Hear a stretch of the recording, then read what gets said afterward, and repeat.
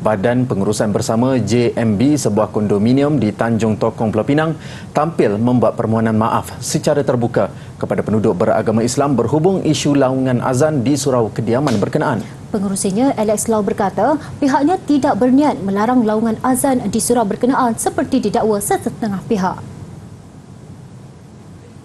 Menurut Alex, pihaknya faham dan menghormati agama Islam sebagai agama rasmi di negara ini. Selain memahami azan yang dilaungkan itu adalah untuk memanggil umat Islam menunaikan solat.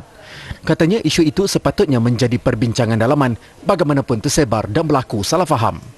Kami sama sekali tidak mempunyai niat untuk melarangkan laungan azan di surau Sadina Umar Blok A Tri Pinnacle.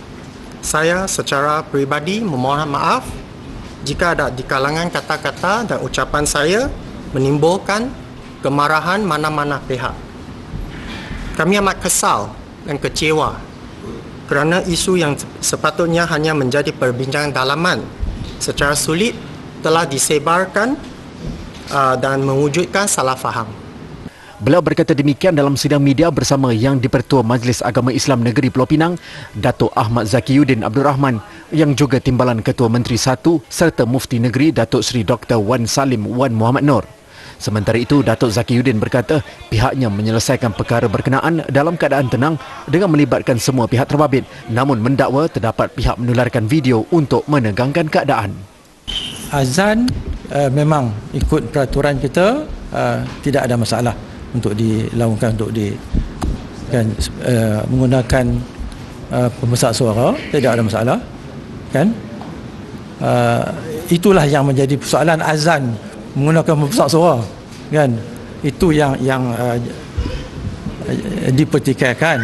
Yang kita nak address hari ini pun tentang perkara itulah, kan? Tapi bila kita menguruskan ni memanglah ada lagi, kan? Ada lagi lah perkara-perkara lain yang perlu kita lihat, kan? Jadi ini adalah sebahagian daripada tanggungjawab Majlis Agama Islam dan juga Jabatan Agama Islam.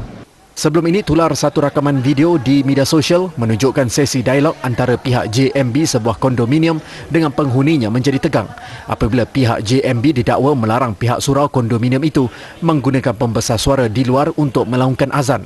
Sebaliknya hanya dibenarkan untuk menggunakan pembesar suara di dalam surau yang terletak kira-kira 200 meter dari blok pertama. Ia menyebabkan penghuni beragama Islam di kondominium terbabit tidak berpuas hati.